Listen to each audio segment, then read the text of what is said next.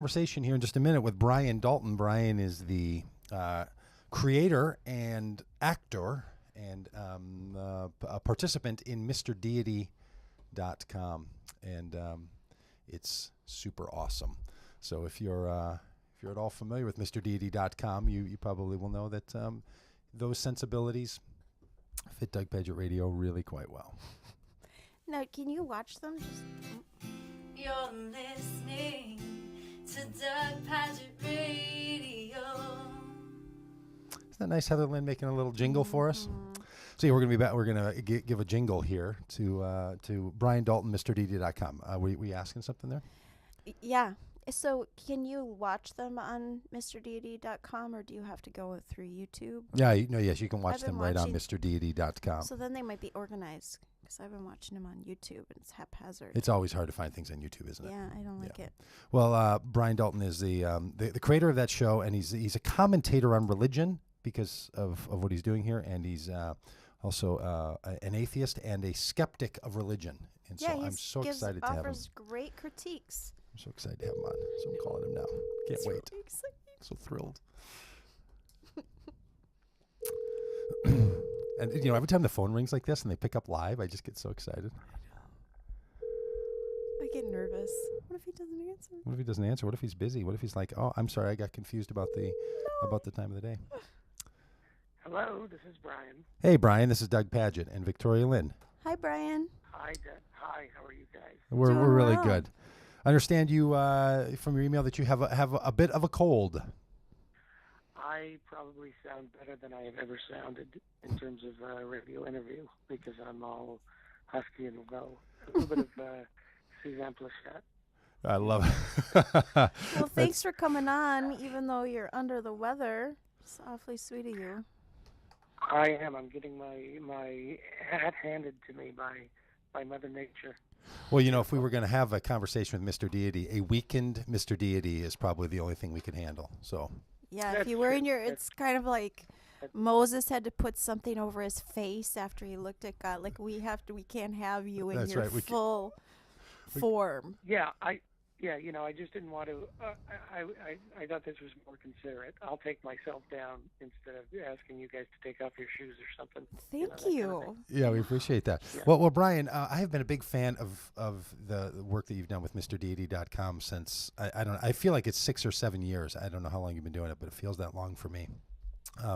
It is. It's just about 6 years coming up on in January. Yeah, and I remember stumbling on it.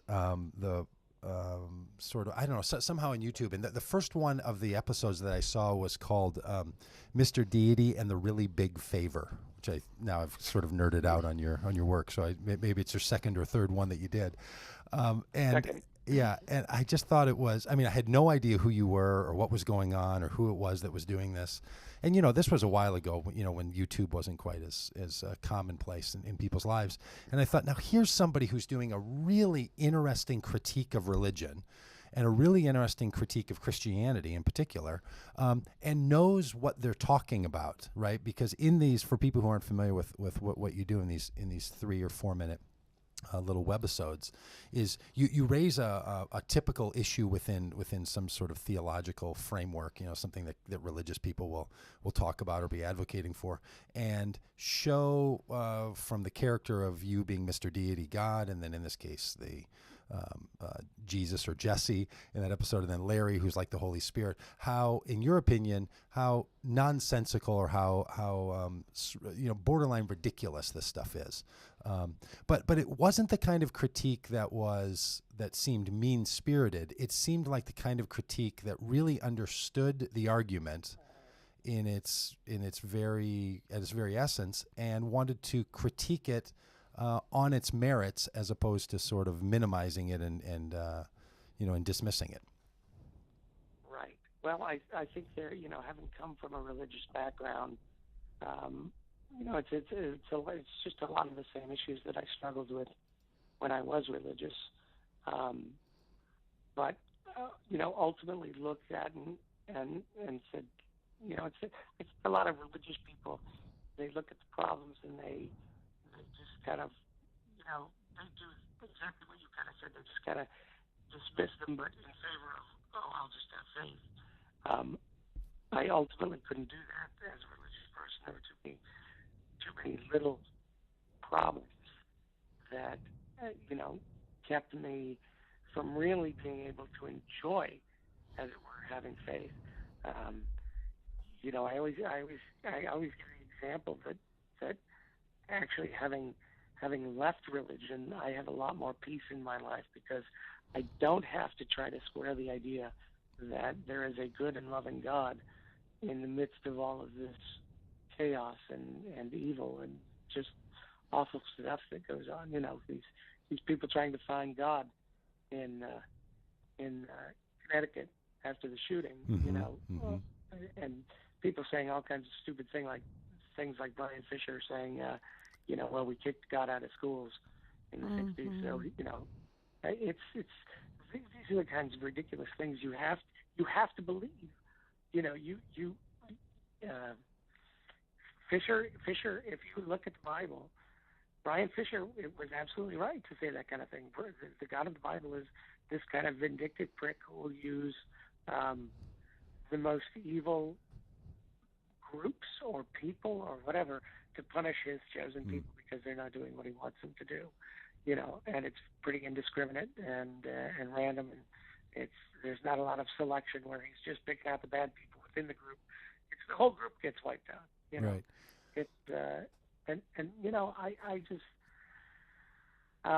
I just when I was religious, I just couldn't turn my head and look the other way. So that the whole show kind of grows out of that. All of the things that I kind of had problems with, I look back now from the other side and present in a satirical way those problems. Yeah, and that's part of what I'm interested in is I think you represent this kind of voice within skepticism and atheism and naturalism and so on that wants to critique religion and wants to critique belief in God, but you choose to do it in a knowledgeable and in a satirical and kind of lighthearted way.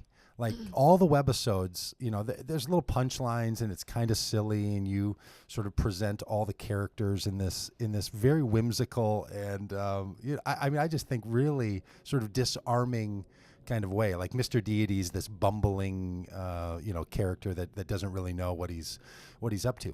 Why did you decide that the best way for you to engage publicly in this religious conversation in the United States, which can be so volatile and so vitriolic, why did you decide that lighthearted commentary was the best way to do that? Well, I do think in terms of reaching people. I mean, there's I don't think there's one best way. There's a lot of people within the community, wondering what's the best way to do it. Some people will really respond to Richard Dawkins, and he's very in your face, and he just says it the way it is, and a lot of people can't take that. I've always felt that humor is a really powerful tool in terms of changing people's minds, because it may not get you right now, but it's a seed that gets planted, and you think about it, and it's just much easier to take something like this, especially over something big like this. We've done episodes about 9/11, and where's God and that kind of thing, and that's tough stuff to deal with. But to do it that way, I think has a better chance of opening the door than anything else. Also, I truly do believe, when I was super religious, I think a lot of atheists and skeptics and that kind of people, they've never been religious, and they don't understand that these people aren't stupid. Religious people are not stupid. Some of the brightest people I've known are religious, and they're to confront a lot of them just head on. Oftentimes it does make them feel stupid. Whereas humor comes in, and all of a sudden you're laughing about a subject which is very hard to wrap your mind around or get peace with or anything like that. So it's just an effective tool. I don't really have all that much of a choice, because I see everything through the lens of humor. Oh, I see. If you talk to my family, they would tell you how annoying that is. Yeah. On a daily basis, I'm the guy who, at the worst time is going to make the joke because I can't help myself. But, in something like this, it kind of works. Now was that, did you grow up were you raised Mormon? Is that right? I was, yes. I grew up Mormon. Really got the fire lit under me, about 17.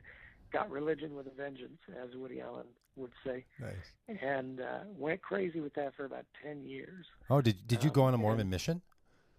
I did not. I was in the missionary training center for about 6 weeks. I got a record deal with a big Mormon record company and decided to do that instead. Singing? For music? Yes. Well, I wrote an album of religious music with my partner, and we toured around the western United States and, did that kind of thing.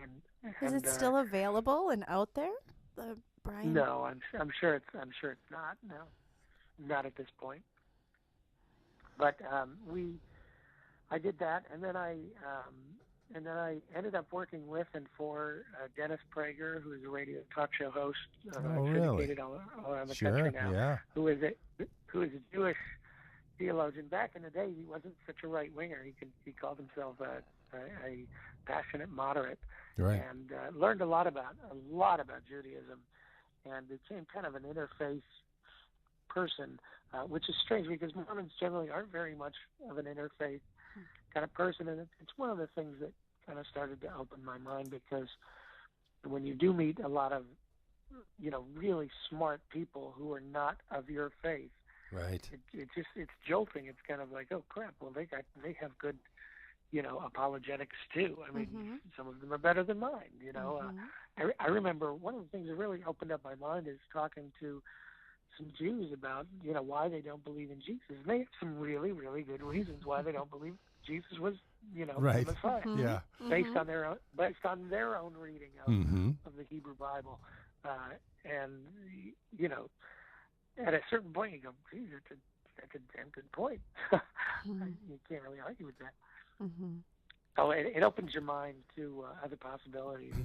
That was pretty much the beginning. When you were an earnest religious person, was humor seen as a good thing, or were you always? Did you feel like the person who always had that little funny line running through your head and you couldn't let it out? Like was there a conflict for you in being sort of a satirical and maybe irreverent sort of sensibility inside of such an earnest religious system?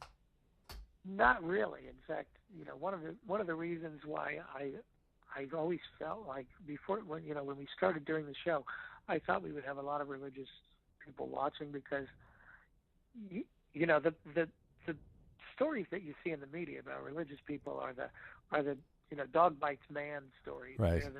They're the oddities. They're not the most religious people are not these crazy kooks on the far right. They're just kind of these moderate people who understand that there are problems within their religion, and they keep trekking through because it brings them peace or a sense of community, or there are a zillion reasons why people are religious, and generally none of them are because they're idiots who have no sense of humor. Yeah. So I always thought, I grew up Mormon, and people had great sense of humor. They could laugh at this stuff pretty much, so long as when Sony picked us up for the second season, one of the things that they really liked about the show is they felt like I could go right up to the line and not walk over it. And we've since I think gone over on a couple episodes where I've gotten upset about something or whatnot and written in a much more, oh boy, I want to show these people this stuff kind of way. But for the most part, we stay like right at that line, and I would say, based on my mail, I would say about 40% of our people who watch the show are religious, and they enjoy it because it's topics that they know the stuff, they know the material, and they know that there are problems too, and a funny take on it doesn't end it for them. You know, And it's just not currently everyone. you distribute the show as an internet show with, you know, Yeah. a set season and so on. What was that always the plan, or were you at one time wanting to, you know, 6-7 years ago when it wasn't clear how the, you know, what the internet would bring for you know, this kind of broadcasting and so on? Did you want to be on, you know, broadcast television, that kind of thing? Were you trying to sell it as a full sitcom? Yeah, we always knew it was an incredible long shot because of the material. But yeah, we did. You know, I had a manager back in '08 who shopped this thing to just about everyone, and there were two responses. One is, you know, the people didn't get it. They just didn't get it because they didn't know the material within Hollywood. That's not I see. shocking, by the way. Oh, interesting. And the other response was they loved it, and they were scared to death of it because basically because of the center of the country. It was just too hard to sell. You could sell it on the West Coast and the East Coast. You know, people would be okay with it, but a lot of people would just freak out. So it would have been nice. I don't have any hopes for that at this point. At this point, I don't even know that I'd want to do it. You know, after having done this for 6 years, because it's an exhausting thing to do something like this for 6 years and trying to pan the depths of it. But there's still a ton of material. I mean, we're just about to launch season 6 now, and there's still so much stuff we haven't done. It's amazing. It's just a never-ending supply of material. Well, and I don't want you to ruin the surprise, but what are you going to do without Larry? So for people who watch the show, know that the character who played Larry isn't going to be part of the show anymore. Yeah, Larry has had to go because he's just too busy in his real world life. He's got stuff to do. We are going to be, you know, we have other characters with whom we could kind of have those similar conversations. Someone's going to have to step up, either Timmy or John the Baptist, and oh my gosh, that's awesome. you know, yeah, get a promotion. Like yeah, I love both the guys who play Timmy and John the Baptist. They're both guys that are